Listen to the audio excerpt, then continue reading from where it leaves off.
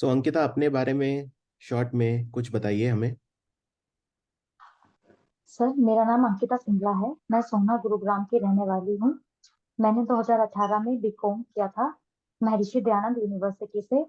उसके बाद मैंने 6 मंथ्स का एक शॉर्ट कोर्स किया था, बिजनेस अकाउंटिंग था। देन मैंने 1 साल प्राइवेट जॉब की थी। फिर मैं गवर्नमेंट जॉब की तरफ स्विच कर गई। जिस जॉब की आपने ये बात की, ये जो जॉब है ये किस तरह की जॉब थी? सर, ये अकाउंटिंग्स में थी।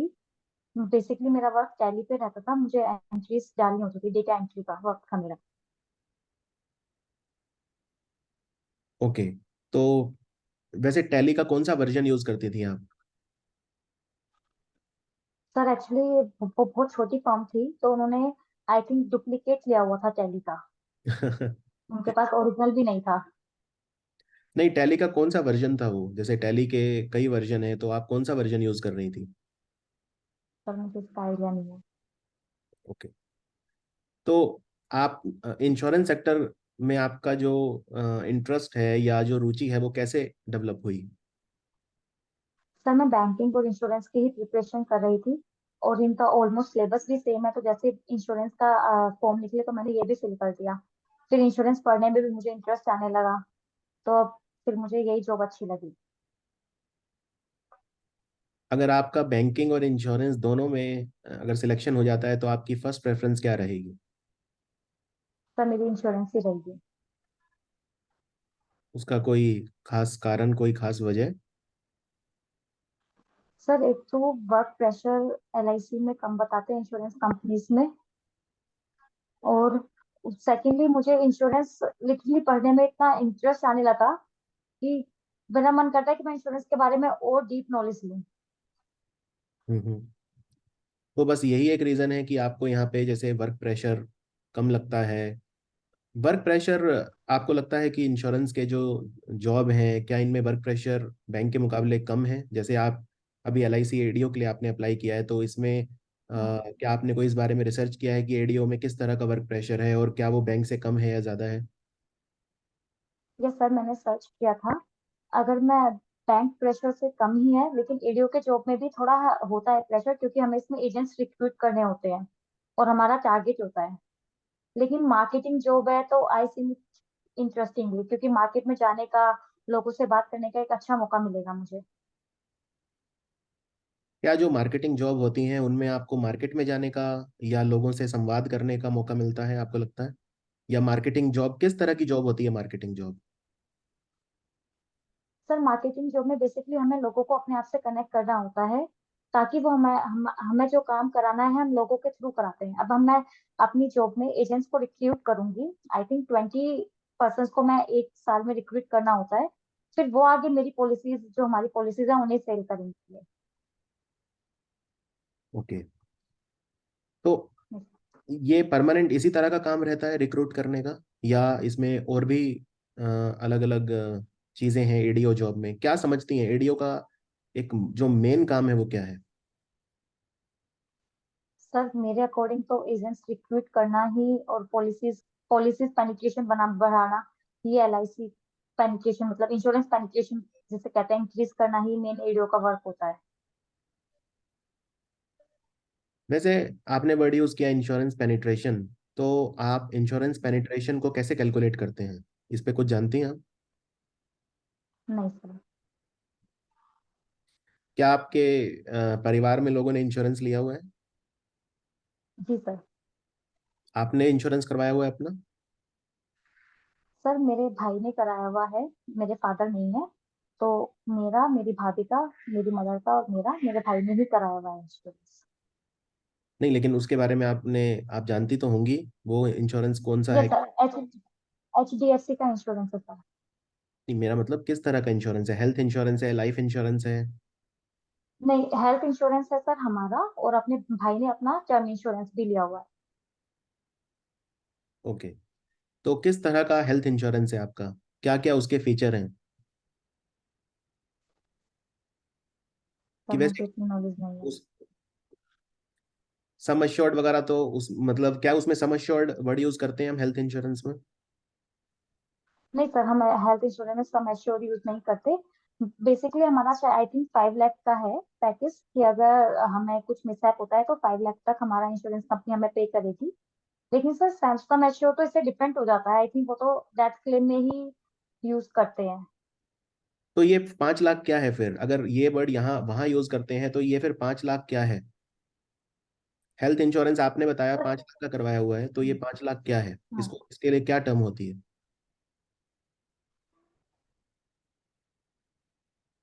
नहीं नो आइडिया सर।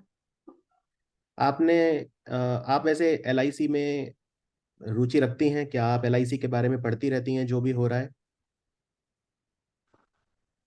सर बहुत ज्यादा तो नहीं, मैं क्योंकि मैं इस टाइम पे अपनी बैंकिंग की भी प्रिपरेशन कर रही थी साइड बाय साइड, क्योंकि इस टाइम पे मेन फोकस हमारा करियर बनाना होता है। बट सर जब मैं एडीओ के लिए मेंस के लिए प्रिपेयर कर रही थी या उससे पहले, तो मैं इंश्योरेंस का ज्यादा से ज्यादा पढ़ती थी उसके बारे में। आपने वैसे LIC के IPO के बारे में तो सुना होगा। जी सर। वैसे LIC का जब IPO आया था तो LIC का शेयर प्राइस कितना था अप्रोक्सीमेट, अगर आप बता सकें? जब LIC लिस्ट हुई तो अप्रोक्सीमेट शेयर प्राइस कितना था LIC का? No idea sir. अच्छा, आजकल वैसे कितना है LIC का शेयर प्राइस? No idea. चलिए मैं बता देता हूँ। LIC का शेयर प्राइस लगभग 900 रुपये के आसपास था जब खुला था, और आज लगभग छः हम्म। सौ हो गया है। तो आपको वैसे क्यों लगता है कि LIC का जो ये शेयर प्राइस है ये गिर क्यों गया है इतना पिछले 8 से 10 महीनों में? सर आई थिंक ना लोगों को ये लगने लगा है कि एलआईसी अब प्राइवेटाइज हो रहा है, और जबकि एलआईसी ने केवल अपना 5% शेयर है जो प्राइवेट मार्केट में दिया है। लेकिन लोगों के अंदर ये भावना बन चुकी है कि एलआईसी धीरे धीरे पूरा प्रॉपर प्राइवेट हो जाएगा, और जबकि अभी भी गवर्नमेंट शेयर इसमें बहुत ज्यादा है, 95% है। तो मेरे ख्याल से एक रीजन ये भी हो सकता है कि एकदम से अमाउंट इतना कम आ गया। नहीं, अगर प्राइवेटाइज हुआ है तभी तो शेयर मार्केट में गया है ना। आज लोगों लोगों ने जो शेयर खरीदे हैं वो क्यों कैसे खरीद पाए हैं लोग? जब वो मार्केट में गया तभी तो लोगों ने हाँ। शेयर खरीदे हैं। तो शेयर प्राइस और इसका आपस में क्या लेना देना है प्राइवेटाइज का? Yes sir, you are right. Private होने के बाद ही पब्लिक में जाते हैं शेयर्स। प्राइवेट होने के बाद? हाँ, आईपीओ होता है। कोई बात। नहीं नहीं, यस। वैसे आप देख रही हैं आजकल जैसे जैसे हम डिजिटल क्रांति की तरफ जा रहे हैं, वैसे लोग अब ऑनलाइन पॉलिसीज खरीदने लगे हैं। बहुत सारी कंपनियां हैं जो ऑनलाइन आपको अब पॉलिसी समझा देती हैं, बता देती हैं, लोग खरीदने भी लगे हैं। ऐसे में इंश्योरेंस एजेंट्स, अगर मैं आज से लेट सपोज आज से 10 साल बाद देखूं, क्योंकि हम्म। जिस हिसाब से इंश्योरेंस की जो ये कंपनियां हैं ऑनलाइन, जो कंपनियां हैं, आपने कुछ कंपनियों के नाम भी जरूर सुने होंगे, इस तरह की कंपनियां आ रही हैं। तो जी सर। ऐसे में इंश्योरेंस एजेंट्स का जो रोल है वो कितना चेंज होने वाला है अगले 10 सालों में? Sir I think next 10 years में काफी हद तक चेंज हो जाएगा। लेकिन सर अभी भी काफी एरियाज ऐसे होते हैं जो जहाँ पे डिजिटल फैसिलिटीज इतनी नहीं है, अभी भी वो पर्सन पे रिलाई करते हैं।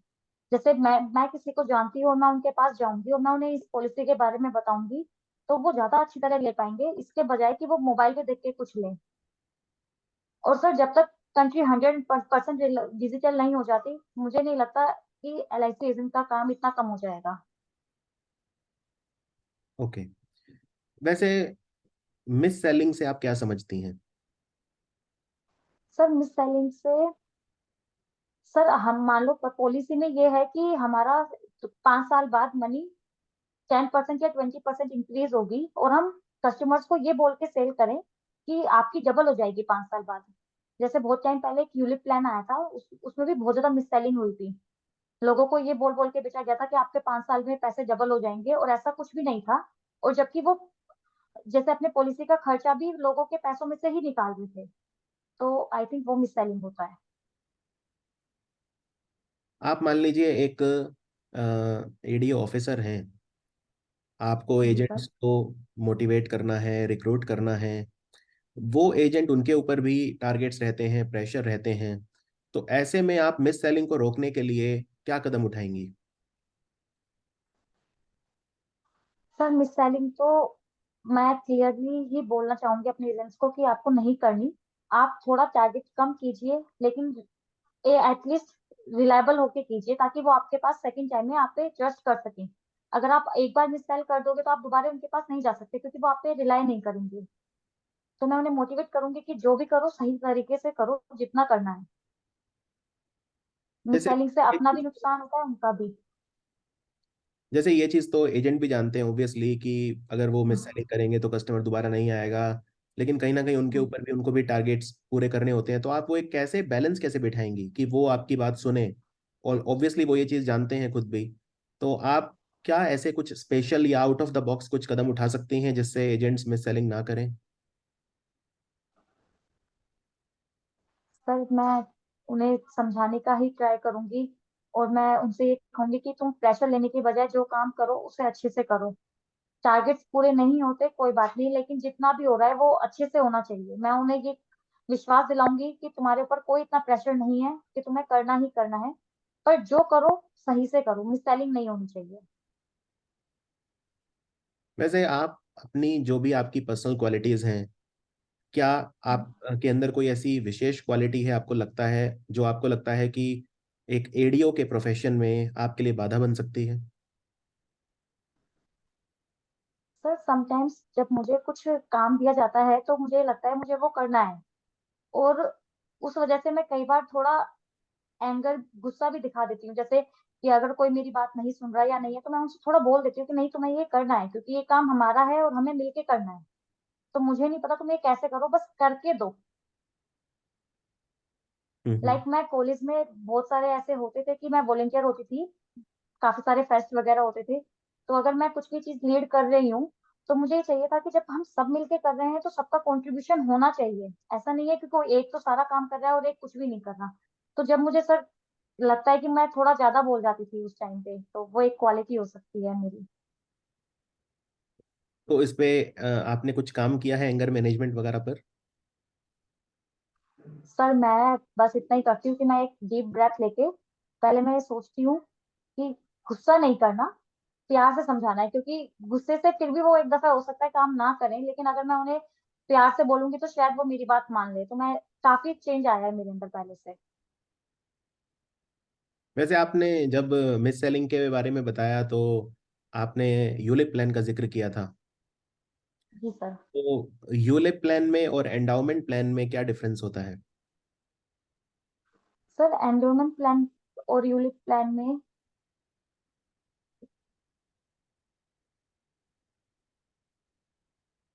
सर यूलिप प्लान में ये होता है कि जैसे 5 इयर्स की पॉलिसी है, 10 इयर्स की है, तो उसके बाद हमें एक सम एश्योर मिलता है कि लाइक, मुझे इतना नहीं पता, लेकिन ये कहते हैं कि पैसा डबल हो जाता है या कुछ भी है।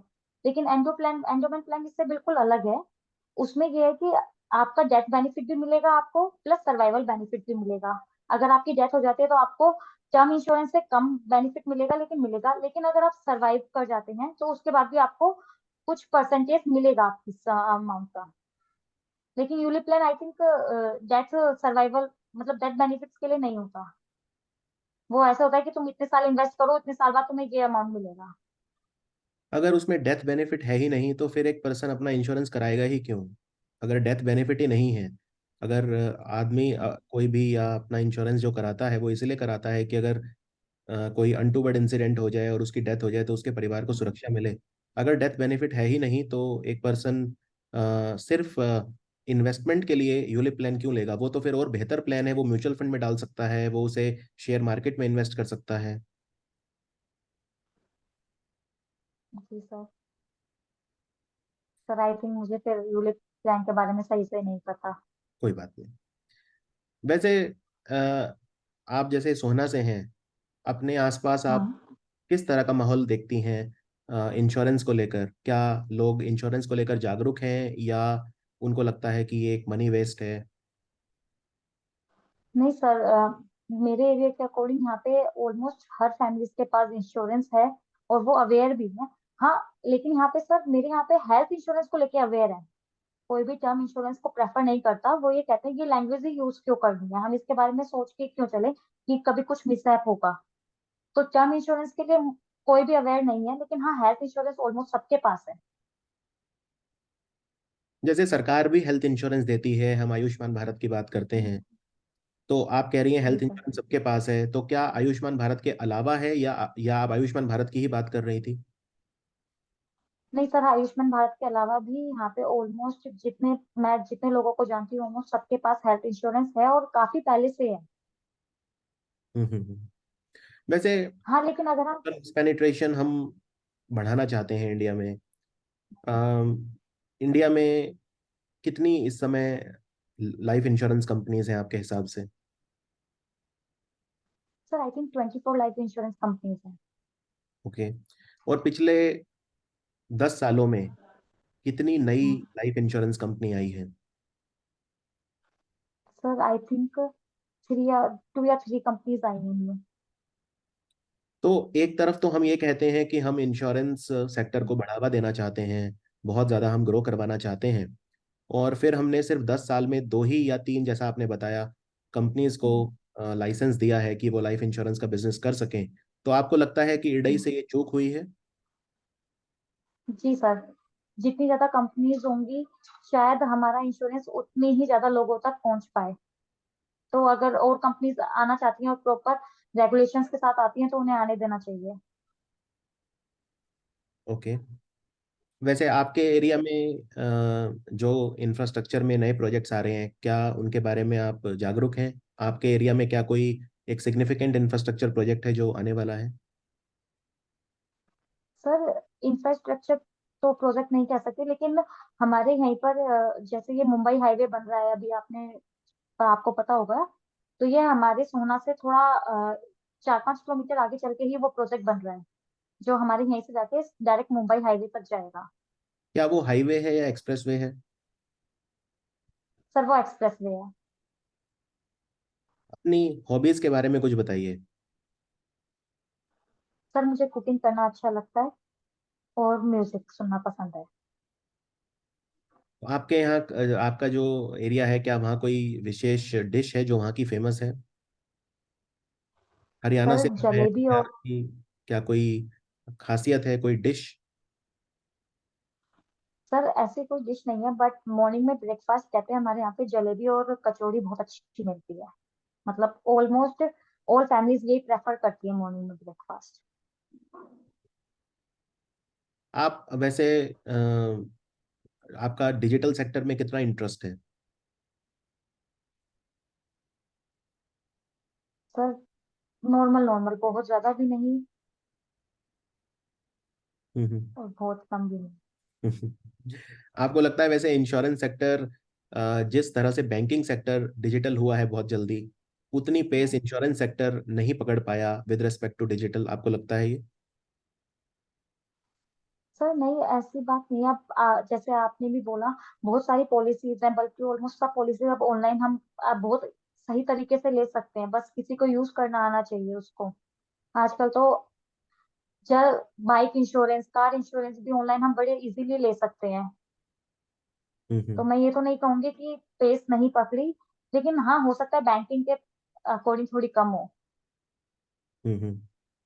वैसे जो इंश्योरेंस मार्केटिंग फर्म्स होती हैं या कॉरपोरेट हम्म। एजेंट्स हैं, या तो ये कितनी इंश्योरेंस कंपनी के साथ टाई अप कर सकते हैं? सर कॉर्पोरेट एजेंट्स एक ही इंश्योरेंस कंपनी के साथ टाइप कर सकते हैं, चाहे वो किसी भी कंपनी के साथ करे, लेकिन ब्रोकर्स के पास चॉइस होती है, वो कितनी भी कंपनीज के साथ टाइप कर सकते हैं। मतलब उनके पास तो ऑलमोस्ट काफी सारी कंपनीज होती हैं इंश्योरेंस की। मान लीजिए मैं एक इंश्योरेंस ब्रोकर हूँ, तो मैं कितनी हम्म। भी इंश्योरेंस कंपनियों के प्रोडक्ट बेच सकता हूँ? जी सर। कि क्या इसको लेकर एडे की कोई गाइडलाइंस हैं? सर इसको बस कैपिटल के अकॉर्डिंग, अगर आप डायरेक्ट ब्रोकर हैं, तो आपके 75 लाख आपकी minimum paid up capital capital होनी चाहिए। अगर आप री इंश्योरेंस ब्रोकर हैं तो आपकी 4 करोड़ कैपिटल होनी चाहिए। बस मुझे इतना ही पता है। ओके, ठीक है। अंकिता, आपका इंटरव्यू यहाँ पे खत्म होता है। अब मैं आपको फीडबैक दूंगा आपके इंटरव्यू पर। Okay sir, thank you.